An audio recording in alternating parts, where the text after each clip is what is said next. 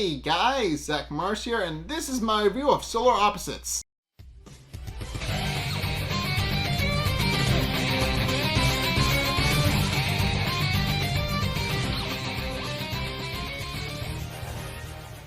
Okay, so this episode is actually structured in the form of a clip show, but in the process we actually learn a little bit more about, we learn a little bit more about Planet Shlorp, and also we find out what happened to the other batch of ships that went out alongside our group of Shlorpians. So yeah, it is an interesting thing in that it's kind of a bit of a meta story about how at the start of the episode, of every episode, Corvo goes on to explain how there were 100 teams worth of Shlorpians and the replicants who went off to go and explore and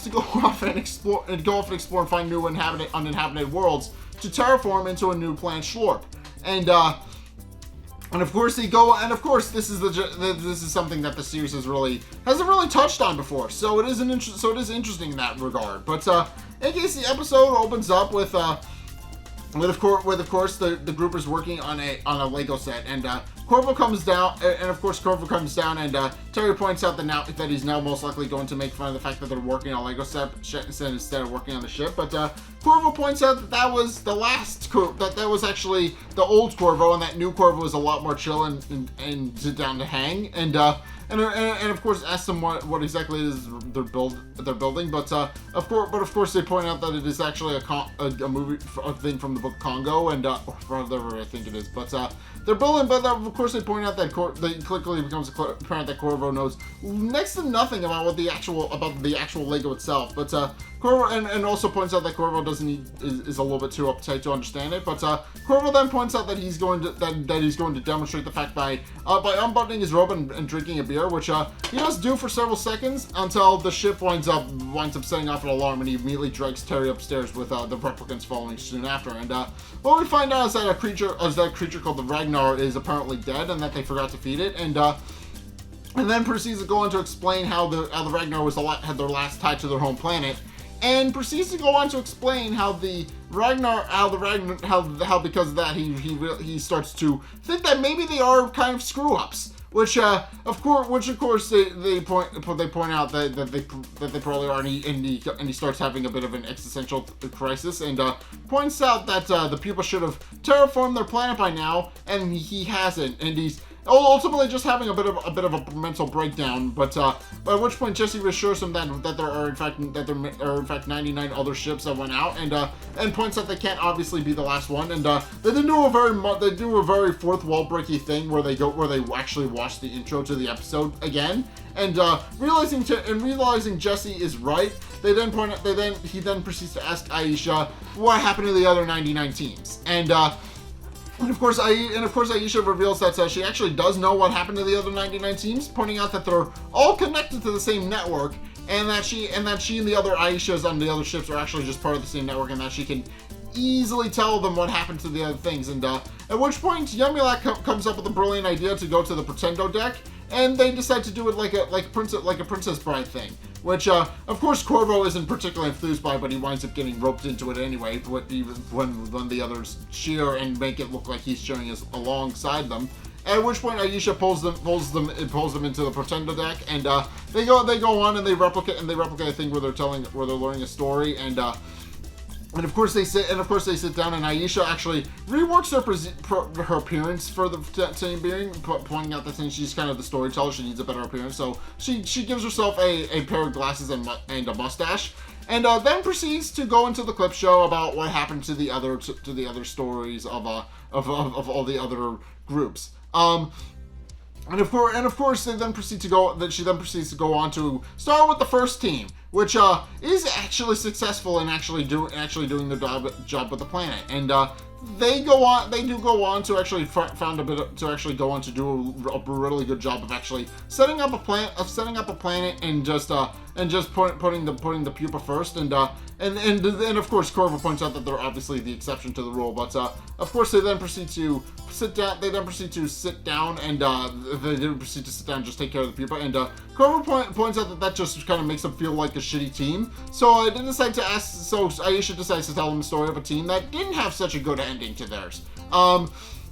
And of course, we then proceed to reveal that they land on a planet. They seem to have the same kind of outcome as Team 1, where they land on the planet, and they begin to set up. But then a volcano goes off and kills them all, which of course they point out was pretty cool. But then proceed to ask them another one, and of course she then shows them Team 3, who landed on a planet that Corvo compliments seems to be free of human pollution and everything else that they need to worry about. But then they wind up getting attacked by a T-Rex and wind up getting eaten, which of course causes them to become concerned.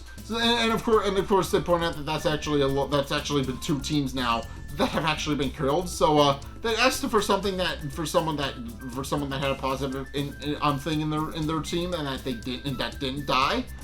So she decides to go on to show them a story about a group of Shlorpians who are currently looking for a planet homeworld. And they're currently on the ship when suddenly there's a knock at the door, and they're suddenly pulled into a tractor beam, and what we find out is called a silver cop.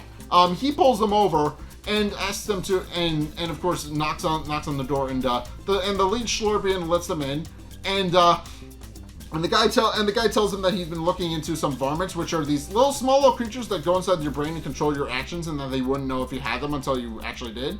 So the Shlorpian then lets them in, at which point the silver cop then realizes that he's actually a Shlorpian, and proceeds to arrest the entire team with his partner. And what we find out is that apparently the Shlorpians are not well liked in the wider world, because for very obvious reasons they're trying to terraform planets, and every time they try and terraform planets, they actually wind up getting attacked and arrested, and then the pupas are promptly disposed of. And of course that winds up being a thing where they just wind up getting arrested. But Corvo points out that that's obviously very depressing, and of course asks Aisha to tell them more about the stories. At which point she promptly shows a planet that the Shlorpians actually landed on. Was actually a beaver. They actually landed on Beaver Planet after skipping over all the several other teams that wind up being killed, that wind up being arrested. And of course she then proceeds to go on to explain the group that land on a beaver world, and because of infighting amongst each other, they wind up blowing each themselves up, which of course Corvo points out is just an awakening for the fact that they've actually just been killed, but that they've actually need to get along better. But of course they also point out that it seems that of course there's got to be one of the replicants not getting along, but of course Jesse and Yumilek deny, pointing out that they're great, and that they're not particularly concerned with the team just dying and being killed, with the team just causing problems, and that pointing out the replicants probably have never caused problems. At which point we then proceed to see a story where of course we find out that one of the replicants has in fact killed somebody by accident. The bodyguard of the group. He winds up getting into an altercation with the rest of the Shlorpians, because as we find out, they wind up trying to watch TV, and the Shlorpians did not appreciate that and told him to turn it down. So he started arguing with them about the fact that they think he's too loud, and then the process, his suit goes off and he winds up killing them all, which of course causes problems. But of course they point out that it was in fact an accident, and with Jesse and Yumilek pointing out that they need another example of a team. But of course they then proceed to go on to explain how they actually wind up getting attacked. There was in fact an instance of, then this is the sole instance of this, but of 2 replicants killing the rest of their team and then promptly making out, which which of course Jesse and Yolak point out is actually kind of fucked. But in case they also proceed to ask if there were other teams that actually wound up dying prematurely as well. And what we find out is that there was one where the Voyager probe wound up crashing into the ship and killing the entire team. But there are actually several instances of teams actually getting killed. They wound up falling off it. Two of them wound up falling into a gorge. One wound up getting sick and dying, and several others just wound up dying in gruesome ways as well. So of course Gorvo asks if they want to see Team 1 again, pointing out that they need a bit of a palate cleanser from all the death. So she proceeds to show them that Team 1 has actually gone on to build a giant facility, and have actually gone to build quite the compound, and their pupa is now bubblegum pink.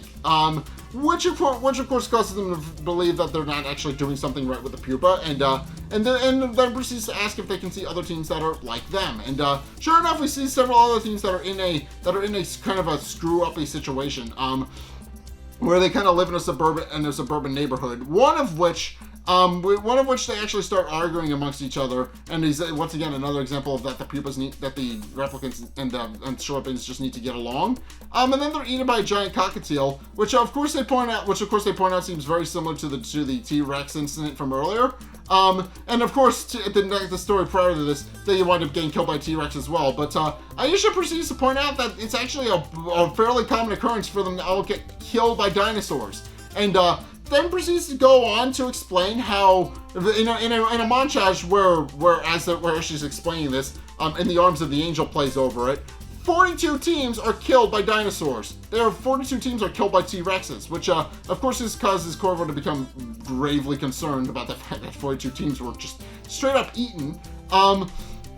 So, and Aisha to show them that's something that wouldn't happen if there was somebody closer than them. So Aisha proceeds to go to explain how there was a team that, yes, well, were in fact about a bunch of lovable screw-ups, and that at one point they were supposed to take care of, they started drinking instead of taking care of the pupa.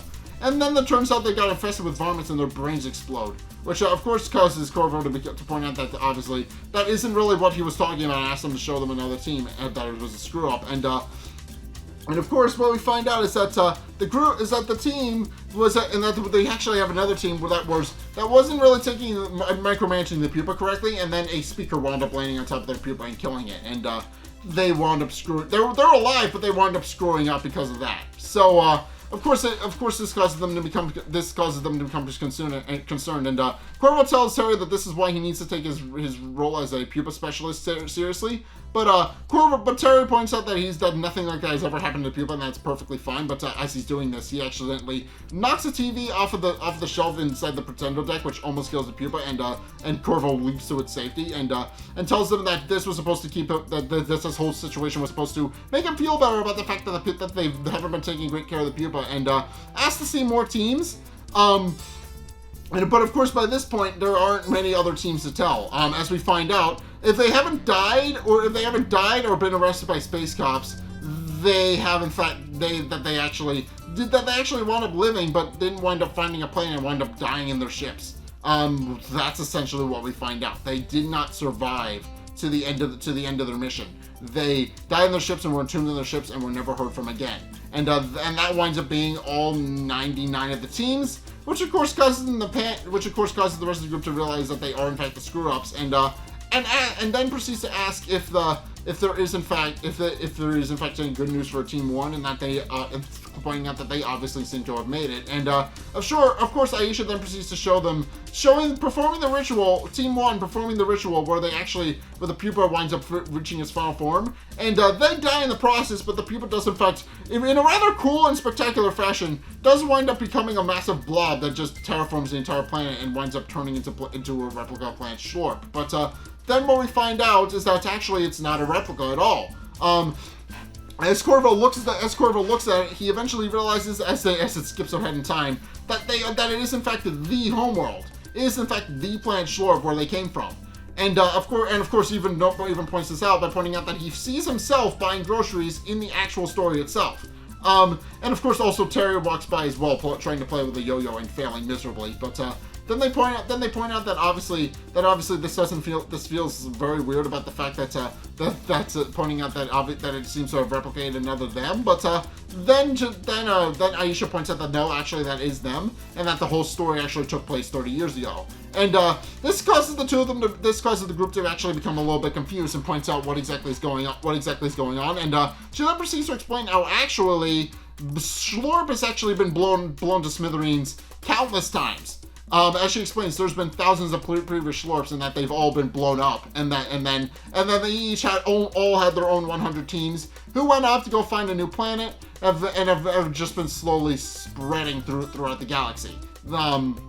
So essentially, Planet Shlorp has just been blown up countless times. There have been countless teams that have gone out to find a new planet, and a couple of them have been successful. A couple of them have been successful in finding a new planet Shlorp, which then went on to grow to get hit and then spawn another thing. And Aisha just points out that this is kind of their whole thing, and that would kind of explain why the Space Cops don't like them very much. But in case with that, they then point out that obviously that Corvo feels like their time had been wasted, and they all proceed to leave the pretender deck, pointing out that they were exactly where they started. But of course Terry does point out that it was actually cool to learn a little bit more about their history and about how many Planet Shlorps there have been before them. And of course, they do proceed to point out that obviously Planet Shlorp, they've had its fair share of there have been a fair share of problems, but they do point out that now they have no real way of knowing if they are in fact the last team or not. As they're actually discussing this, a speaker almost lands on the pupa and Yumila kicks it out of the way at the last second, and they realize now that they have learned something, and they have in fact learned that they actually do need to keep the pupa safe. Otherwise, it's never going to reach maturity, and it's never going to be able to terraform the planet. And with that newfound revelation about the fact that they actually have learned something from this whole adventure, then decides to go play on the ledge for a couple of hours before dinner. At which point they drive off, and we find out that they are in fact the first team that was sent out. And that's where the episode ends. So essentially, this episode just explains that there were in fact 100 teams. Corvo is currently they are